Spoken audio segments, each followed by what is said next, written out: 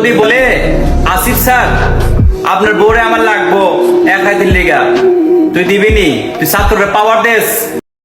বাংলাদেশটা যে এখন বাচ্চাদের হাতের খেলনায় পরিণত হয়েছে তার যথেষ্ট প্রমাণ আসিফ।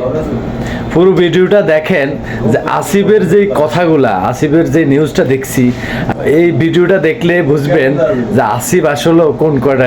আরে বাচ্চার মতো একটা ফোলা যদি এখন দেশটার নেতৃত্ব দিতে চায় তাহলে দেশটা তো এরকম হবেই। এই দেশের সম্মান, এই দেশের মর্যাদা কোথায় গিয়ে দাঁড়াইছে?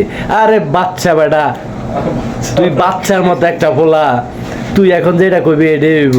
এই যে ভিডিওতে এখন দিছেনি মাইরিয়া, দর্শক দেখেন সেখানে কি বলা হয়েছে। অফুত পুত্রে ইয়ান কই ফাইছিস রে ফুত? একজন টিচার আমরা মা বাবার মতো, আমরা আদর যত্ন করে আমরা শিক্ষা দেওয়া তুলে, আর তুই আজকে বলতাছোস একজন ছাত্র যা বলবো টিচারের শুনতেইব। এটা কোন আইনে পাইছস? যদি বলে আসিফ স্যার আপনার বউরে আমার লাগবো 1 দিন লেগা, তুই দিবিনি? তুই ছাত্ররা পাওয়ার দেস। ছাত্র যদি বলে আসিফ স্যার আপনার বোনটা আমার 1 লাগবো, তুই দিবিনি? এই পাওয়ার দিস নাই, পাওয়ার দিস নাই। পাওয়ার দিবে তো শক্ত বিপদ পড়বে। কেননা ছাত্র তো দাবি করছে তোর বোনটা দেওয়ান লাগবো, তোর মারও দেওয়ান লাগবো, তোর বউরও দেওয়ান লাগবো। আমার কথা বুঝছস?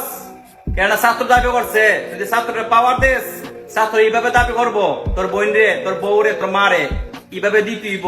ভিডিওটা পর্যাপ্ত পরিমাণ শেয়ার দিবেন, আসিফ মাহমুদ যেন ভিডিওটা দেখতে পারে।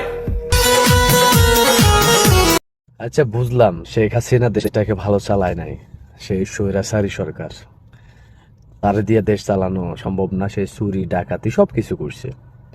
আপনারা তো ভালো, ধোয়ায় তুলসী পাতা, ফেরেস্তার মতো। তো আপনাদের তো কোনোই ময়লা নাই, কোনো বিন্দু পরিমাণ দাগ নাই।